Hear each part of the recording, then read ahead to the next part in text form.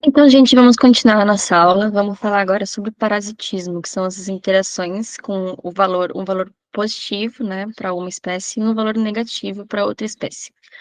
O parasitismo, então, é a interação entre um parasita, que é o indivíduo que seria, no caso, beneficiado por essa interação, e um hospedeiro, que seria prejudicado pela sua interação, né? Parte desse hospedeiro, ela vai ser, no caso, consumida, né, sem diretamente matar esse indivíduo, né? Mas aí, então, a sua aptidão vai ser, no caso, reduzida, né?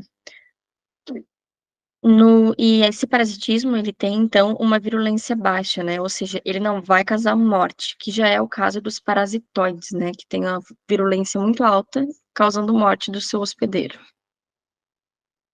Nós temos dois exemplos de parasitismo. Primeiro, o ectoparasitismo e o endoparasitismo, né? No caso dos ectoparasitas, né? Nós temos esse parasita que vive na parte externa do organismo, né? Então, como os exemplos mais comuns, né? Nós temos os carrapatos e as pulgas, né? Que vivem nos nossos pets, em vacas, em animais silvestres também, né? Super comuns. E no caso dos endoparasitas, né, ele é um parasita que vai viver, então, dentro do organismo, né, como os nematóides, né, e os plateumintos, que são esses parasitas de intestino. Aqui, como um exemplo de parasitismo, né, eu trouxe para vocês um caso de infecções e mortes humanas, né, em virtude de um vírus no oeste dos Estados Unidos, né? Então, no eixo X, nós temos o número de infecções por esse vírus, e no eixo X, nós temos, então, o tempo, né? Então, quando esse vírus foi introduzido nos Estados Unidos, em 1999, o número das infecções e mortes, né, dos seres humanos foi aumentando rapidamente até o ano de 2003. E assim foram feitos diversos esforços para, então, para controlar as populações desses mosquitos que transportavam esse vírus, né? Que então causaram, ali a partir do final de 2013 até 2004, um declínio brusco, né, nesses efeitos, até, até 2011, né, foi indo esse declínio. Mas em 2012, as temperaturas muito quentes, né, uma alta precipitação em algumas regiões do país, resultaram já de novo, né, um aumento da população dos mosquitos e aconteceu um novo surto de infecções e mortes por esse vírus, né? Então aqui a gente consegue ter uma noção de como que ocorre essa dinâmica, né, do parasitismo. Então vamos falar agora sobre as interações positivas. Começando, né, a primeira interação positiva que nós temos é o mutualismo, né? O mutualismo é um tipo de relação consumidor e o seu recurso, aonde ambas as espécies vão se beneficiar dessa interação, né? Então, ela tem esse conceito de ser uma relação de exploração mútua, né? Os dois indivíduos vão explorar o outro, mas eles vão ganhar algo em troca. Então, dentro do mutualismo, nós temos os mutualistas que são obrigatórios, né? Que são essas espécies que se beneficiam uma da outra e só sobrevivem quando elas estão associadas. Um exemplo disso, um exemplo super comum são os líquens, né? Que são essa fusão de algas e de fungos, né? E eles só conseguem sobreviver quando eles estão fazendo essa associação. Outro exemplo de mutualismo são os mutualismos facultativos, que é quando uma espécie vai proporcionar benefícios a outra espécie, mas ela pode sobreviver sem essa interação, né? Um caso é dessas aves, aqui eu trouxe para vocês o caso do búfalo e do pássaro pica-boi de bico vermelho, né? Mas aqui no Brasil mesmo nós temos alguns exemplos que no caso, por exemplo, aquelas aves que elas vão se alimentar desses parasitas que vivem no gado ou em outros animais, né? Aqui na nossa região é super comum a gente ver suiriri, que é uma ave também, sempre pousada em cima das capivaras ou dos cavalos, e eles se alimentam de moscas, de mosquitos, carrapatos, mas o animal, ele até vai conseguir sobreviver sem essa ave retirando seus parasitas, mas, né, e a ave consegue sobreviver, né, tirando o alimento de outra forma. Mas eles, no caso, então, né, com essa interação, vão proporcionar benefícios mútuos. Então, aqui eu trouxe alguns outros tipos de mutualismos, né? No caso de mutualismos que são dispersivos, né? Em animais, temos as aves que dispersam sementes de plantas. Em plantas, nós temos os insetos ou algumas aves até que dispersam o pólen, né? Mutualismo nutricional, aqui eu trouxe esse mesmo exemplo, né? Uma vez que quando uma abelha vai levar o pólen, né, de uma planta, ao mesmo tempo que ela vai lá carregar esse pólen, ela também está se alimentando do néctar que essa planta vai propor, né, para a abelha, né? É uma troca das duas também.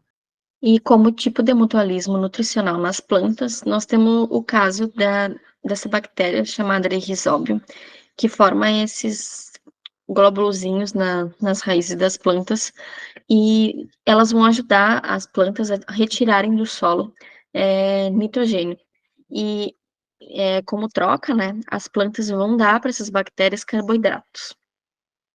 Nós temos também tipos de mutualismos protetivos, né, que em animais eu deixei esse caso do peixe-palhaço com as anêmoras, né, que elas então vão oferecer para ele proteção, né, e para eles, para os seus filhotes, e eles vão também proteger elas de alguns predadores, né.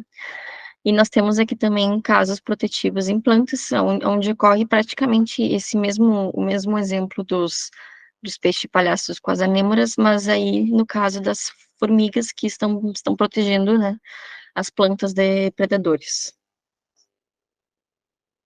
Então, eu trouxe um exemplo dos efeitos comunitários, né, do mutualismo, né. Aqui nós temos esse gráfico, aonde alguns pesquisadores cercaram áreas com os pés de uma árvore, né, que é chamada acácia, e retiraram, então, perto desses pés, né, que foram cercados, eles excluíram esses grandes herbívoros, mamíferos que poderiam se alimentar dessas árvores, né. Essas árvores que elas foram cercadas, elas foram então cuidadas por 2 espécies de formigas, né, que é essa Giodete e Mimose, que começaram no caso então, que como esse exemplo A, essas plantas, né, que sem a introdução dos grandes herbívoros mamíferos, começaram então a produzir menos espinhos, e em B mostrou que elas produziram também menos nectários, né, ativos, né. E em C, então, a gente percebeu no caso, como resposta, né, às alterações dessas árvores, uma dessas 2 formigas, né, como elas estavam ali, no caso, competindo, ela começou a viver em muito mais pés dessa árvore do que a outra, né, então a outra espécie, ela foi ocupar menos árvores, ou foi se deslocar para áreas aonde essas árvores não estavam dominadas por essa outra espécie de formiga. Então, agora nós temos o exemplo do comensalismo, né, que é quando uma espécie ela se beneficia, né, com a interação, e a outra espécie é neutra com essa interação, né. E um exemplo muito utilizado é o exemplo das raias e dos tubarões com esse peixezinho chamado de rêmora. Então as rêmoras elas possuem na sua parte dorsal, né, um um tipo de ventosa que permite com que elas se grudem na parte de baixo, de raias e de tubarões. E então, à medida que esses indivíduos vão se alimentando, né, de outros animais, as sobras, né, que eles da mastigação e tudo mais, elas vão para baixo desses indivíduos e as rêmoras, elas acabam se alimentando, né. Para as raias e para os tubarões, essa interação não tem nenhum benefício, né, mas as rêmoras, no caso, vão se alimentar dessa forma. E nós temos o caso das epífitas, né, que nós vimos, na última aula, quando a gente saiu a campo, né, que são bromélias que elas vão, no caso, somente elas vão usar as cascas das árvores, né, e os seus troncos como um apoio, mas ela não vai, né, no caso, retirar nenhum nutriente da árvore. E a árvore também não está se preocupando porque ela está ali, entende? E também nós temos um caso chamado facilitação, que também se torna positivo para uma espécie e neutro para outra, né? Que pelo menos uma dessa espécie vai se beneficiar e a outra não, né? Nós temos então o caso desses peixes que se refugiam nesses corais, né? Mas eles não trazem nada, né, para os corais.